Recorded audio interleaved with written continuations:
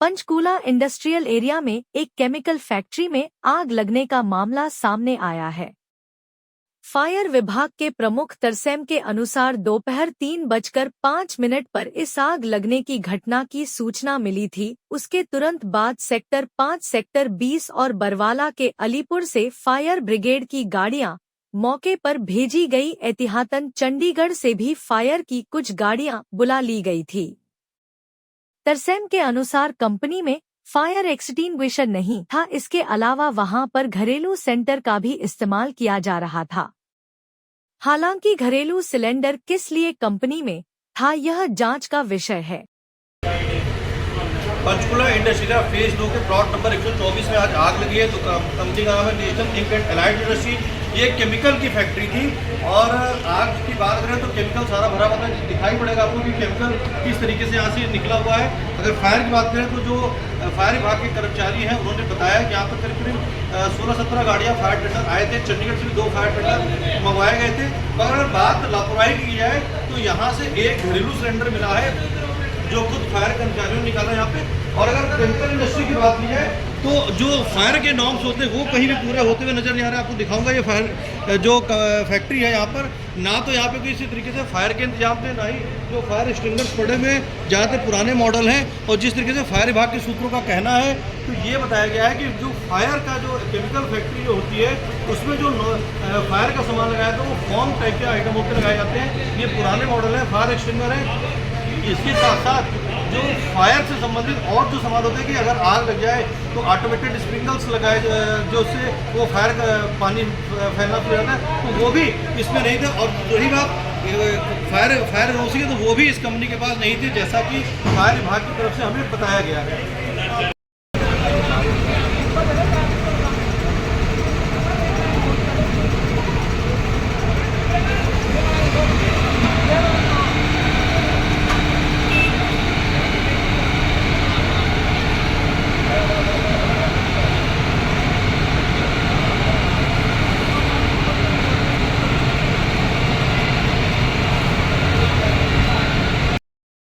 124 number phase 2 में आग लगी थी। हमारे पास 3:05 पे सूचना मिली। जैसे ही सूचना मिली हमने 2 गाड़ियां सेक्टर 5 से और एक गाड़ी सेक्टर 20 से, तो वहां जो कर्मचारी हमारे गए तो उन्होंने बताया भी आग जो है केमिकल में है, बहुत ज़्यादा आग है। तो हमने मैक्सिमम जितनी भी हमारे पास गाड़ियाँ थी, लगभग 10 गाड़ियाँ सेक्टर 5 से और 2 गाड़ी जो है सेक्टर 20 से और एक गाड़ी जो है अलीपुर बरवाड़ा से मंगाई हमने। लगभग 12 से 13 टेंडर हमारे जो है लगातार लगे रहे 2 घंटे तक आग बुझाने के लिए। तो हमने जो है क्योंकि धुआं ज़्यादा था और पानी या फोम जो है प्रॉपर नहीं पहुंच रहा था।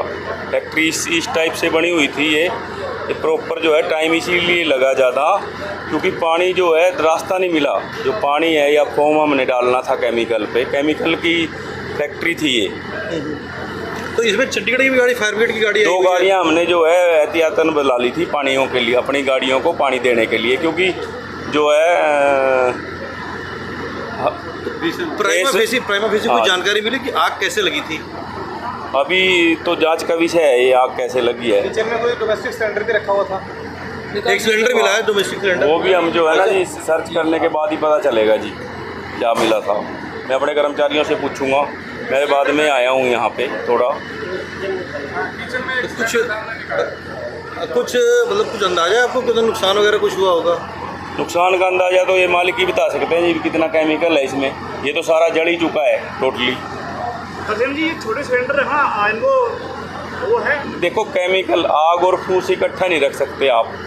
अति ज्वलनशील पदार्थ जो है केमिकल रखा हुआ था इसके अंदर, और जो सिलेंडर है वो गलत है रखना, जो भी रखा था इन्होंने। तो इसमें कोई फायर ब्रिगेड की कोई फायर एनओसी नहीं है इनके पास, नहीं है फायर की एनओसी नहीं है। सिलेंडर लगे हैं खाली इसके अंदर, बस खाली सिलेंडर है अंदर कुछ नहीं।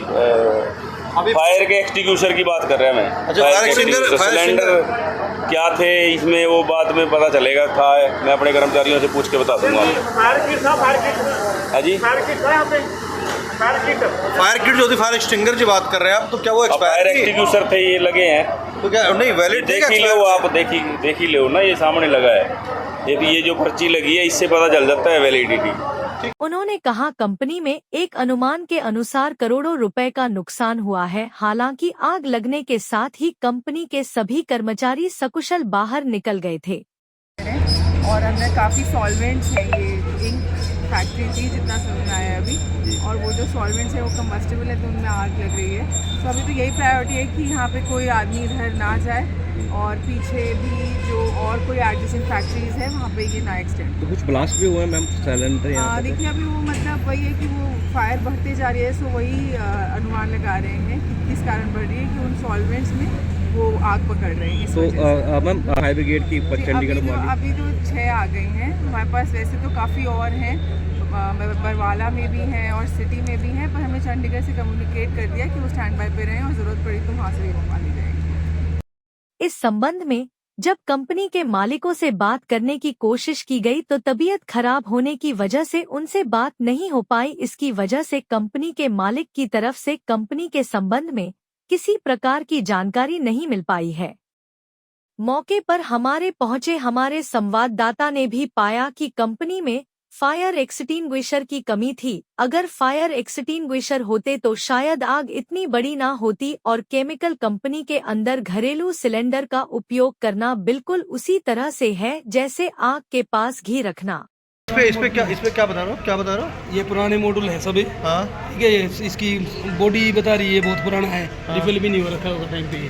ओके, वो लगे हुए लगा रखे हैं सेफ्टी के रिगार्डिंग में। इनका दिखावे के लगा अभी पता नहीं इनका क्या नॉर्म से चेक करने के बाद पता चलेगा इनको।